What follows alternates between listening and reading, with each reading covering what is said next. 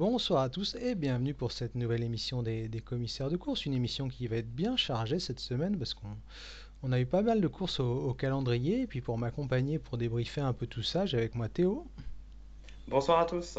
et Greg. Salut tout le monde. Alors Greg, je vais commencer avec toi parce que je sais que contrairement à moi qui n'étais pas là, j'avais un repas de famille toute l'après-midi. Tu as suivi à fond Nouvelle Game et du coup j'aimerais bien que tu me racontes cette course qui apparemment était assez intéressante à suivre. Intéressante car on a vu des bordures très tôt. C'est parti très tôt à cause du vent notamment. Les conditions étaient quasiment idéales et ça a bagarré très tôt avec un groupe qui est costaud. On citera les Jumbo et avec Van Aert. C'est le bon groupe qui est parti très tôt. Et derrière un groupe qui est resté notamment avec Lampart et Stibar qui est resté sans arrêt entre 1 minute 30 et 40 secondes. Donc c'est vrai pendant très longtemps, voilà, ça a été la bagarre entre ces deux groupes avant que à 20-30 km de l'arrivée, finalement, on se dessine que le deuxième groupe ne reviendrait jamais. Et donc, c'est vrai que ça a été un peu un suspense, un peu tout le long de cette course. D'autant plus que, voilà, évidemment, dès qu'il y a Van Aert dans un groupe, ça fait un peu épouvantail. Donc, le deuxième enjeu, c'était la bataille dans le groupe de tête, comment ça allait tourner. Alors justement, tu parles des 20-30 derniers kilomètres, ça me permet de repasser la main à Théo. Théo, est-ce que tu as senti, toi, dans ces 20 dernières bornes, que Van Aert pouvait être battu, surtout qu'il avait avec lui, si je ne me trompe pas, un équipier, à savoir Nathan Van Hooydonk. En fait, je me dis que le fait qu'il y avait quasiment que des sprinters devant, parce qu'ils étaient plus que 9, si je dis pas de bêtises, et il y avait que des sprinters à part Van Hooydonk et Stefan Kung, et ben ça l'a un peu avantagé parce qu'il y avait moins de personnes qui avaient envie de partir. En fait, la seule personne qui devait essayer s'échapper du groupe avant l'arrivée pour espérer d'avoir une chance de gagner ou même de faire podium, c'était Stefan Kung, et c'est peut-être un des coureurs qui a le moins de punch de tout le peloton. Donc la victoire était plutôt. Enfin, je pense qu'il pouvait envisager la victoire sereinement. Après, effectivement, et comme les commentateurs l'ont rappelé, un sprint après plus de 200 bornes, c'est Oui, toujours, parce que c'est c'est toujours long hein, dans un Nouvelle peu Game, c'est différent. 250 bandes, je crois. C'est ça, ouais. Ouais, mais Van Hooydonk a été très très fort. En fait, personne n'a vraiment tenté, mais même il a lancé le dernier kilomètre assez rapidement. Et bah, Van Aert a un peu eu de la chance que Kung, pardon, ne savait pas trop quoi faire et a lancé aux 300 mètres. Mais je pense que bah, les autres gars se sont dit, bon, ça va être difficile de gagner. Par contre, j'ai ma chance pour un podium. Avec un petit peu de chance, Van Aert, il va lui arriver une bricole. Et je pense qu'ils avaient tous en fait intérêt individuellement à attendre le sprint, quoi. Donc, une fois que l'écart était fait et surtout une fois que Bennett, qui était malade toute la journée, est sorti du groupe, c'était quasiment gagné pour Van Aert. Je sais pas ce que t'en penses, Greg ou Charles. Ouais, c'est ce que j'allais, ouais, ce que là j'ai rajouté. Je pense que l'autre tournant, c'est Bennett, qui ils n'ont pas réussi à le lâcher finalement ouais, dans les monts pavés. Donc, alors Vous parlez de que, Sam Bennett, les garçons, hein, c'est bien ça. voilà, Sam Ouais, Bennett, Sam oui, Bennett, ouais.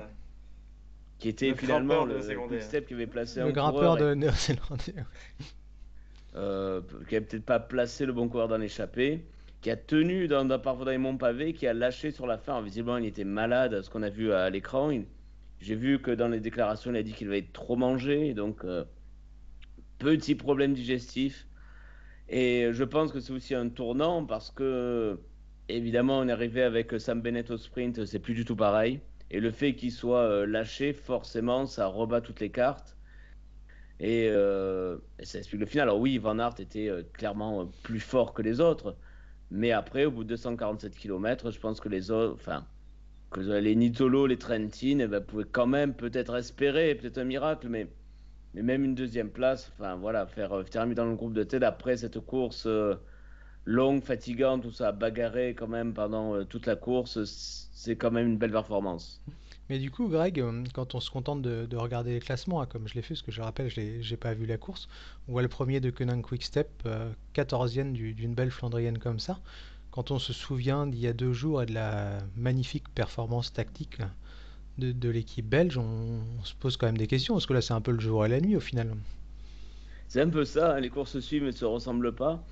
Alors, ben, il faisait partie, alors coureur piégé ou non, finalement, peut-être la surprise, c'est de voir qu'il n'y avait qu'un seul de Koenig dans le premier groupe, qui est parti très tôt, et Lampart, et notamment Sibar, alors piégé entre guillemets dans le deuxième groupe, qui n'a jamais été trop loin. À un moment, ils ont même tenté de revenir tous les deux, avec un autre coureur, je crois, de Kubeka qui était avec eux, mais ils n'ont jamais réussi. Alors, c'est vrai, et puis le coup, évidemment, fatal pour la Deceuninck, c'est que Bennett malade lâche le premier groupe. Alors, forcément, après la démonstration d'Asgreen et Sénéchal il y a 2 jours sur le 3, vrai, ben c'est une course totalement différente, comme quoi ils sont pas invincibles. Et à suivre hein, sur les prochaines courses, mais voilà, la Deceuninck, c'est vrai, pour eux, je pense que c'est un échec, mais ils ont été enfin, piégés finalement très tôt dans la course. Car je pense que voilà, Lampard était peut-être le coureur numéro un, le leader sur cette course. Après, la différence, c'est que ben, sur cette course-là, justement, tu parlais du numéro d'Asgreen et de Sénéchal vendredi. Bah, là, ils n'étaient pas là. Ils étaient remplacés par, si je dis pas de bêtises, Morkov et Stills. Et du coup, on passe d'un collectif où on a vraiment 4 gars, 4-5 gars qui sont parmi les 12 meilleurs Flandriens à un groupe où on en a plus de deux. Et du coup, bon, il y avait Sam Bennett en carte maîtresse, en carte joker supplémentaire, mais on n'a pas un groupe qui est fondamentalement beaucoup plus fort que le groupe de Citroën par exemple. Et on sait que chez Quickstep, leur force c'est vraiment bah, de pouvoir être en surnombre dans tous les groupes et de jouer tactiquement. Bon là ils avaient moins de cartes maîtresses, du coup dans le groupe couple qui part ils en ont plus qu'un, pas de chance il est malade. Alors oui c'est pas une réussite sur cette course, mais pour moi ça remet pas du tout en question la force de leur collectif sur les courses qui vont venir, sachant qu'Alaphilippe va se rajouter en plus. Alors Et pour finir sur ce Grand Nouvel Game, moi il y a une performance que je voulais soulever, c'est celle d'un coureur français, Anthony Turgis, un 5e top 15 sur une classique depuis le début de la saison, c'est assez impressionnant je trouve, c'est le seul français d'ailleurs qui avec Sénéchal relève un peu la tête, hein, 15e du Newsblad, 2e à Kurn, 10e à San Remo, 12e de l'E3 et la 9e aujourd'hui Théo, assez régulier et impressionnant au haut niveau au final. Bien au-dessus des Terpstra, des Boasson-Hagen et des mecs qui étaient censés renforcer l'équipe Total Direct Energy. Ah ouais, il est sur la lancée de son Tour des Flandres de la fin de saison dernière et c'est vraiment bon. Il a pas pris la bonne bordure, mais sur la finale, il a vraiment fait une course de costaud. Il est sorti tout seul en fait du groupe qu'il y avait derrière. J'ai pas vu exactement comment, dans quelles circonstances il était sorti. Il a l'air d'être parti un peu en facteur. Mais il a bien résisté, il s'est fait reprendre par Van Bar, je crois, mais ils ont terminé à deux. Franchement, Turgis, à force de tourner le tour, il va finir par choper un podium sur une grosse course, quoi. C'est vraiment une belle satisfaction pour Direct Energy. En sachant que le groupe qui l'entoure, même s'il est décevant, il semble un petit peu relever la tête. Van Gestel et Terpstra, je crois, ont été plutôt intéressants vendredi. Bon, aujourd'hui, il a été aidé par Van Gestel pendant un moment. Le groupe classique de Total Direct Energy a vraiment mal commencé l'année, à part Anthony Turgis, mais il semble un peu relever la tête. Alors pour finir sur l'actualité de ce dimanche, les courses qui ont vraiment eu lieu que aujourd'hui, je voulais forcément parler de Cholet Pays de Loire et de la renaissance un peu d'Elia Viviani, hein. Je vais mettre un bémol grec parce que la concurrence est tout sauf celle d'une épreuve du World Tour quand on voit les coureurs qu'il a devancés, mais j'imagine que ça va faire un bien fou aux sprinteurs italiens qui, on le rappelle, a signé chez Cofidis, enfin a rejoint Cofidis début 2020, n'a pas gagné l'an dernier et on voyait que c'était très compliqué depuis le début de l'année, toujours même s'il y avait une petite amélioration et là enfin il arrive à la mettre au fond au sprint. enfin, oui, c'est vrai que, enfin, il était en galère vraiment depuis plusieurs mois, tellement qu'il faisait peine. Il y a eu quand même des chutes l'année dernière qui, je pense, l'ont pas rassuré. Et on avait l'impression qu'il traînait un petit peu sa peine. Et je pense que pour lui, alors évidemment, la concurrence n'est pas forcément exceptionnelle. Euh, mais je pense évidemment, c'est une victoire qu'il attendait certainement depuis longtemps. Le staff de Cofidis aussi, parce qu'ils ont investi quand même beaucoup sur lui. Donc à suivre dans les prochains mois, ça va un peu le relancer. Euh, mais c'est vrai que enfin, c'est quelque chose qui attend depuis longtemps, quoi. Enfin, c'est toujours de la peine de voir un sprinter qui en avait l'impression qu'il marchait sur l'eau il y a quelques années et de le voir devenir quasiment presque anonyme hein, ces derniers mois. Donc, espérons qu'il se relance. À noter aussi ce sprint, évidemment, c'est la disqualification de Bouhanni, qui fait un sprint vraiment très dangereux en Très bloquant scandaleux, hein. Moi j'ai vu la Jeff vidéo, je Stewart. trouve que c'est très Oui, limite. même, enfin, entre guillemets, oui, si Stewart t'entend, si Stewart tombe, il prend une suspension. Enfin, je sais pas si Lucie prendra des sanctions, mais il fait vraiment un sprint de travers et on a l'impression qu'il y va pour foutre dans les barrières Stewart. Donc, à suivre. Mais pour finir sur Viviani, Théo, j'imagine que ça va lui faire du bien, d'autant plus que ce matin, j'ai lu des choses, après, vrai ou pas, je ne sais pas, mais Sur Twitter, il y avait des gens quand même qui tiraient un constat assez alarmant, c'est-à-dire qu'aujourd'hui on a Gandro Velgem, une classique qui sur le papier peut très très bien convenir à Viviani, et au final on envoie Christophe Laporte sur la course majeure et Viviani sur la Coupe de France. Alors j'imagine que c'est pour lui le très bon moment au final pour scorer quoi. Oui, c'est parfait. Après, je pense que c'est une bonne décision de management parce Hmm. que Viviani, bon, il avait dû voir annoncer ça, il le savait pas avant, mais on voit que les Flandriennes cette année, enfin, ça sort quand même de loin, même si c'est une classique pour sprinter, il faut quand même être dans les 30 meilleurs à la jambe. Et c'est sûr que Viviani, il aurait pas tenu dans les monts, il aurait pété parce qu'il a pas la forme. On a souvent critiqué la gestion de Cédric Vasseur, mais là, je pense que c'était une bonne chose de faite. Effectivement, ça aurait été compliqué s'il n'avait pas gagné sur la Coupe de France. Mais bon, s'il n'avait pas gagné sur la Coupe de France, bon, après, dans un sprint, tout peut arriver, mais s'il n'avait été pas au niveau sur la Coupe de France, ben, ça aurait montré que de toute façon, il n'était pas au niveau et que c'était fichu. C'était un peu la seule chance pour lui de se relancer. Il l'a prise, à voir comment il confirme. Sur cette course, j'aimerais bien aussi parler c'était la course du retour de Benoît Cosnefroy, Oui. parce qu'on l'attend sur les Ardennaises, et on l'a vu dans le dernier tour mettre une attaque très tranchante, seulement suivi, alors que la côte du parcours n'était pas très difficile, hein. Il était seulement suivi par Cyril Barth et Guillermet. Binyam Guillermet de Delco. Et ben, ils auraient très bien pu aller au bout, mais ils ne se sont pas entendus parce que Bart n'avait pas voulu collaborer. Mais ça veut dire que Cosnefroy revient en forme et c'est bon signe pour les Ardennaises. Surtout que, enfin, on a un peu toutes nos têtes d'affiche françaises qui font grise mine en ce début de saison. Donc ça fait du bien de voir une des révélations de l'an dernier reprendre tout doucement le chemin de la forme. Hmm. Tout à fait. Alors, on va passer aux courses de la semaine si vous le voulez bien. Et enfin, au retour du train Ineos, hein, on les a vus se faire malmener par la Jumbo et d'autres équipes depuis quelques mois. Et là, bam, ils ont sorti l'artillerie lourde sur le Tour de Catalogne. Adam Yates s'impose devant Richie Porte et Geraint Thomas, triplé sans difficulté en plus, qu'on a senti que à aucun moment Valverde, Kelderman, qui finissent quatrième et cinquième, hein, pouvaient les mettre en danger, Greg. Ben oui, c'est ça. On avait un peu parlé de Dream Team dimanche dernier. Eh ben, ça s'est confirmé. Et comme tu l'as dit, on a l'impression que c'est un petit peu sans forcer. Hein, que finalement, on voit ce triplé comme à la parade. Bon. Et évidemment, voilà, je pense que là, autant les étapes, je trouve la lutte pour la victoire d'étape ont été assez intéressantes sur le Tour de Catalogne, autant pour le général. Bah, il n'y a pas grand-chose à dire et ça n'a pas été non plus d'un grand suspense. Alors, comme tu l'as dit, alors on peut noter la quatrième place de Valverde qui est assez encourageante, hein, parce que le Oui, début de saison, moi on était. sincèrement, j'y croyais pas, hein, parce qu'il était quand même sur la pente descendante. Là, il refait un top 5 hein, en World Tour. Voilà, voilà, le début de saison n'était pas terrible, donc pour lui, c'est rassurant. Mais sinon, voilà, c'est pas grand-chose à dire. Ce triple Ineos, bah, là, oui, la Dream Team était là et bah, ils ont fait le job, ils ont leur podium. Ouais, surtout que je sais pas si Ineos ils seront vraiment plus avancés sur qui doit être leur leader pour le Tour de France, parce qu'Adam Yates, c'est pas la première fois qu'on le voit aussi dominant sur des courses d'une semaine et faire des performances Mais sur les absolument grands tours, ouais, incroyables. tu le dis, hein, Mais c'est sur vrai. les grands tours, il a toujours un peu calé, donc c'est très bien, ils sont très forts, ils ont un gros collectif.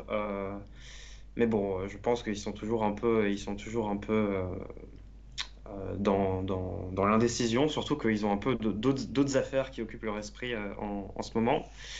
Sur cette course, je pense qu'on peut aussi noter, avant de peut-être revenir sur Peter Sagan, enfin un signe quand même qui marque un peu. Je trouve que la première étape où il y a eu un groupe, enfin il y a une cassure qui s'est fait assez tôt, et il y avait seulement deux coureurs de AG2R et de Groupama qui étaient dans le groupe de tête. Et je pense que c'est un peu un signe qui montre que bah, les équipes françaises du World Tour, elles manquent profondément de densité. Et quand il n'y a pas un de leurs un de leurs gros leaders qui est sur une course, l'effectif n'a pas vraiment le niveau World Tour. Après, Groupama s'est un peu rattrapé, on les a vus dans les échappées.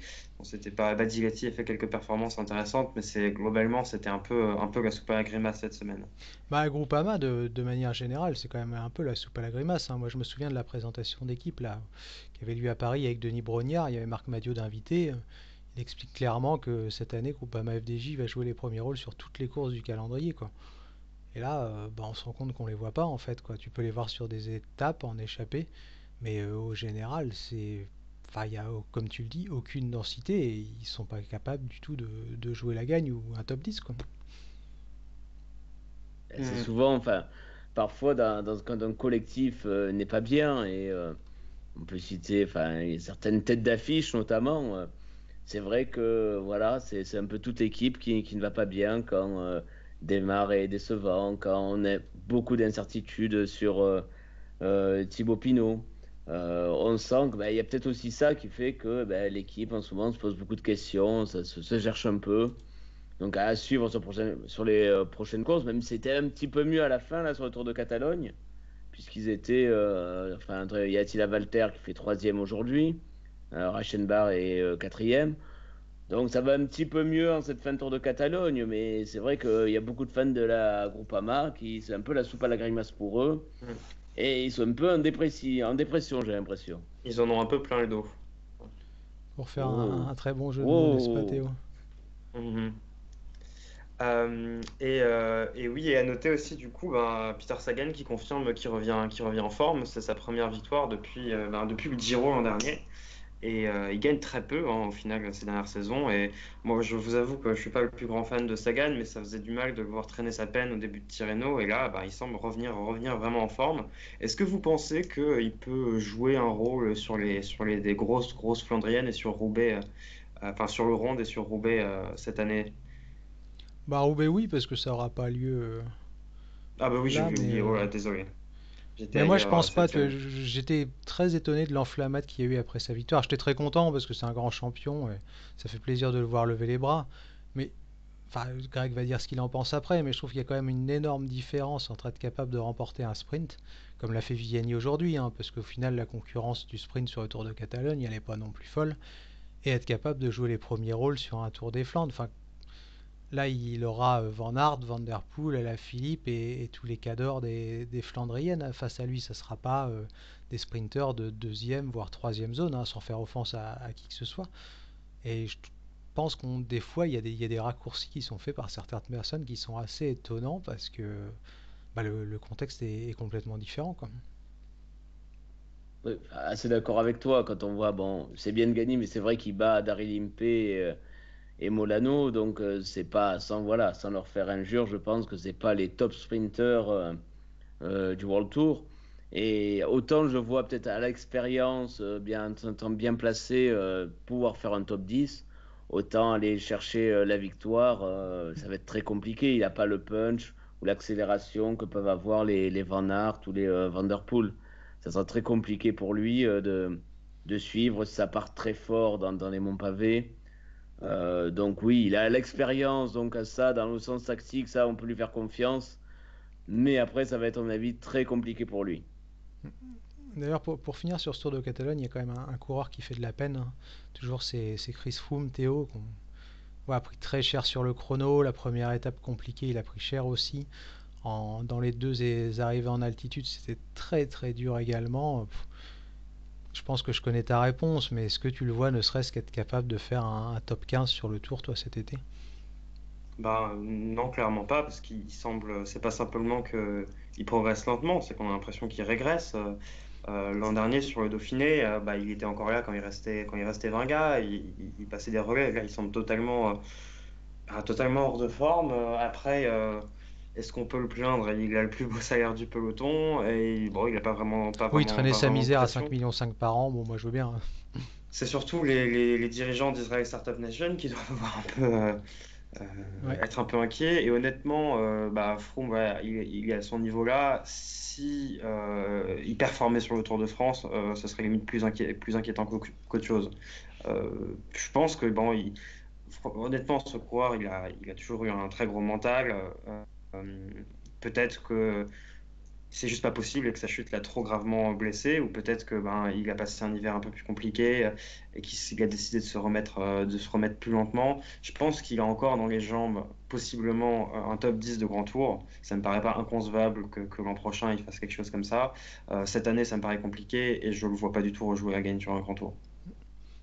Alors, pour finir sur ce résumé de la semaine, il y a une épreuve dont je voudrais parler parce que c'est vraiment une belle épreuve, hein, qui n'est pas médiatisée, on ne voit pas d'image à la télé, mais qui révèle en tout cas beaucoup de talent qu'on voit chez les juniors ou chez les espoirs auparavant. Je veux parler bien entendu de la semaine Coppi et Bartali, Greg.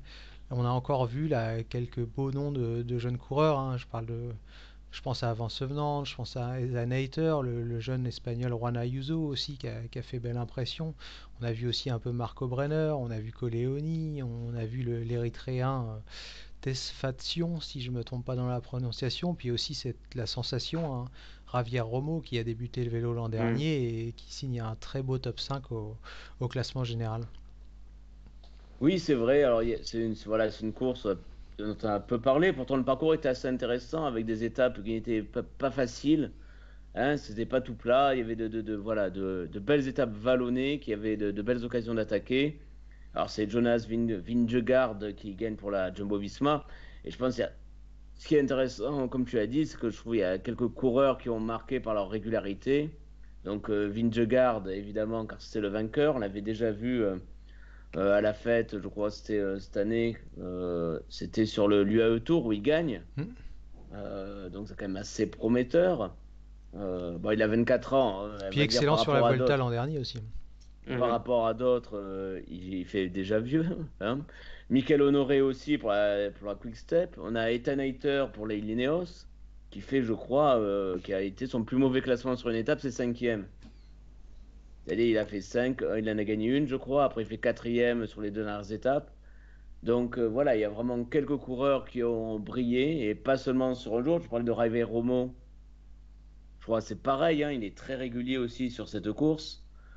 Donc oui, tu as raison. C'est peut-être dommage il y ait eu peu d'images de cette épreuve parce que pour le coup, c'était vraiment un avis assez intéressant à suivre. Il y a finalement assez peu d'écart, je crois, à la fin. Il y a peut-être une trentaine de secondes entre les premiers. Et qu'on voit donc des jeunes, enfin, des coureurs qui seront à suivre, à mon avis, pour le reste de la saison, d'autant plus qu'ils sont dans des équipes, soit la Jumbo, la Deceuninck ou l'Ineos. À mon avis, on en reparlera. C'est le genre d'épreuve qui te plaît toi aussi, Théo, où on peut un peu plus voir émerger les talents parce qu'il y a un peu moins de concurrence. Bah, c'est un peu une épreuve pour hipster, hein, si vous me permettez Hmm. de parler comme ça. Mais Tu en sais oui, quelque chose. bon après je l'ai pas énormément suivi cette année, mais c'est vrai que quand on regarde les 10, les 15 premiers, bah, il y a que des noms que si on suit un peu le cyclisme, on suit un peu les divisions inférieures, c'est des noms qu'on a pointés et c'est des gars qu'on va voir devant dans les années à venir. Mais justement, il y en a même limite un peu trop quand on sait plus où donner de la tête, qui est le plus gros crack, le plus intéressant à suivre. Enfin, c'est surtout que c'est une petite épreuve, mais si on regarde ben, les coureurs qui sont devant, ben, c'est que des coureurs du World Tour non plus. Enfin, c'est que des coureurs du World Tour aussi. Donc, d'un côté, il y a le petit côté découverte, et de l'autre, ben, je trouve ça un peu dommage de pas, par exemple, voir plus d'Italiens devant sur une course italienne, de voir pas avoir plus de petites équipes se montrer. Même si, bon, voir des jeunes coureurs prometteurs, ça fait toujours plaisir. Alors messieurs, je pense qu'on a fait le tour pour les courses de la semaine. Je vous propose de passer à la semaine prochaine et à ce qui nous attend. Donc la semaine prochaine, c'est déjà le Tour des Flandres, hein. Théo, l'une des plus grandes classiques de la saison qui normalement devrait avoir lieu, puisque je crois que même s'il y a un confinement en Belgique, la tenue des épreuves est assurée, enfin assurée non, pour l'instant si je dis pas de bêtises. Oui, et il y a à travers la Flandre aussi, on voit un tour un peu plus tôt dans la Exactement. semaine. Qu'on retrouvera en clair d'ailleurs, Euh, parce que l'équipe a dû racheter aussi les droits de la course. Bah oui, bah du coup, vu qu'on va être privé de Paris-Roubaix, le Tour des Flandres, ça va être un peu bah, le pinacle de la saison des Flandriens.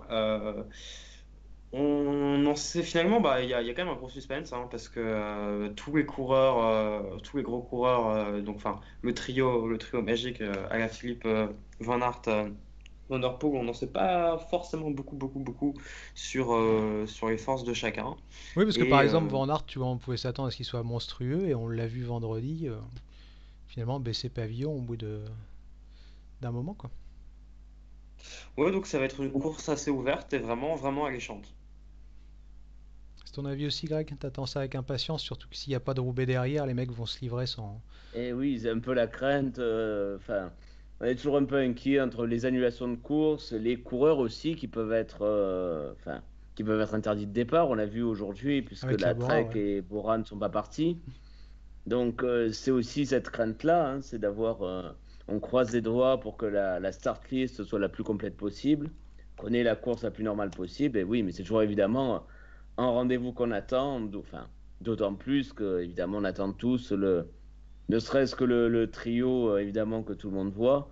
Mais ce serait pas étonnant que, comme sur San Remo, ça soit peut-être un quatrième larron qui s'en sorte et qui gagne.